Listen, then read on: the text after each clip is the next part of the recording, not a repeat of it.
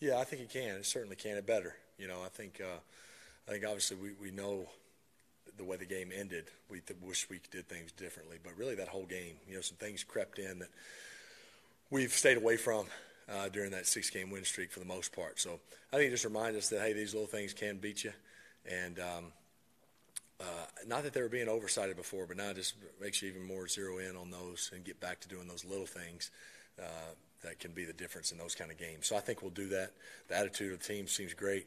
Monday it wasn't so great. I mean, it was a tough loss, especially when you haven't felt that feeling in so long. But shoot, like I said, we're excited. We're 7-3. Got a chance to get to 8-3. It'll be a heck of a challenge.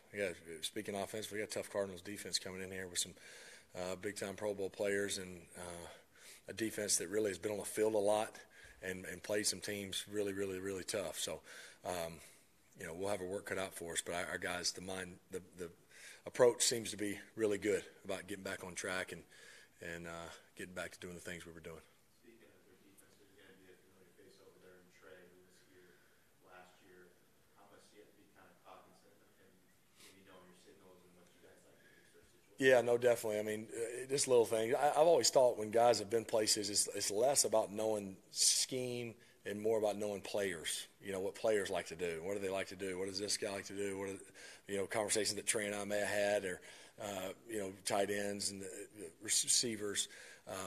But I don't think you need to overthink it again, because then you chase ghosts and end up talking yourself out of things that you don't need to. But yeah, certainly Trey can bring some knowledge to that defense. Patrick Peterson, not only one of the best corners physically, he's a heck of a. You can tell his preparation and the smarts of how he plays things. And again, Chandler Jones, I think the last 2 years he's had more sacks than anybody in the league. So those are just a couple of the guys. There's a lot of other savvy players that are over there. They've played a lot of football. So. And a time with Steve Wilkes when he was here, we know what type of defense that he's been around and used to. His time in Carolina, he and the D coordinator. So it'll be a challenge for us, and we have to get back and have a great week of preparation to find a way to win on Sunday.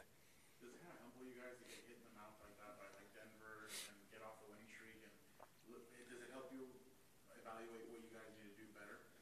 Yeah, I think anytime you lose, it's humbling in this league, and as collectively and individually, right? I mean, personally, things are going good, and then that just goes that quick. That's why I always say it's a week-to-week league, and you can be playing really good. You can play really good for 3/4 of a game, and have 3 or 4 bad plays, and it come back to get you. Which we know that.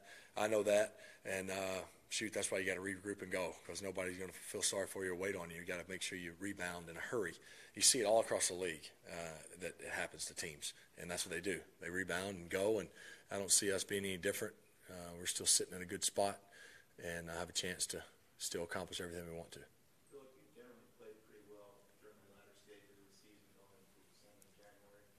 Why is that? Is there a different type of focus that you have? I don't know. I mean, I don't know why. I mean, obviously, as a team and just over my career, it's something that you talk about. You want to be playing your best football down the home stretch as you try to and want to be playing into January, which we haven't in a long time. But so I think just as a team, that's always been something we've always, but in a lot of cases we've been so far behind, and we've been in such a chase mode that even a good December, a finish to November hasn't been enough in some of those seasons. And now we've put ourselves in a position where it'll certainly be enough if we do what we're capable of doing and what we've done in some years past in December. So we need to keep that going so that it can give ourselves a chance to play into the next year.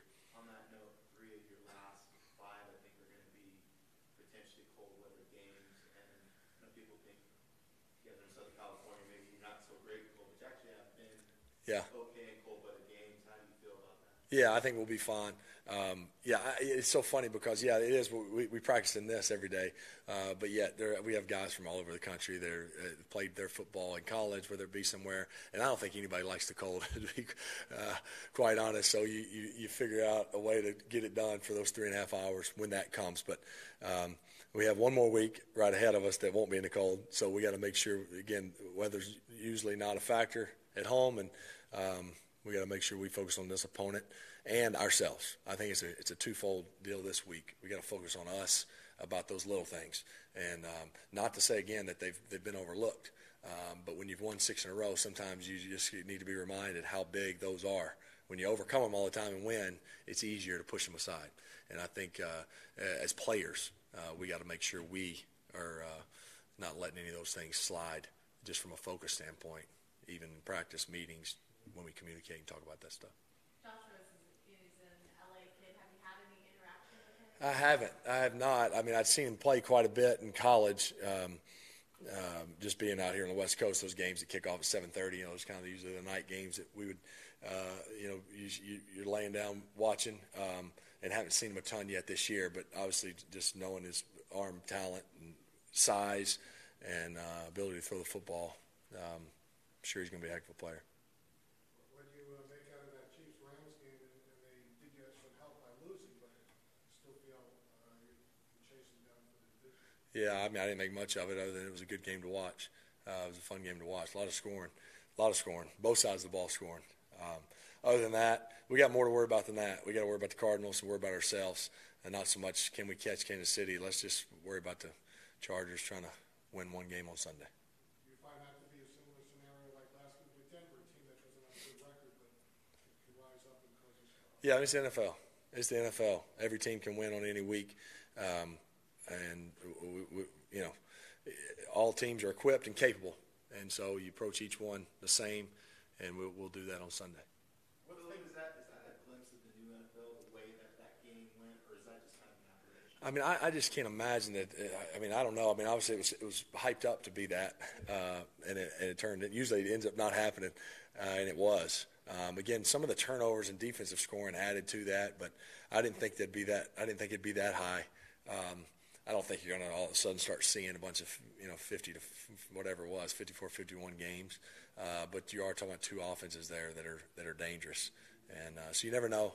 But I don't see that being the kind of the new weekly deal.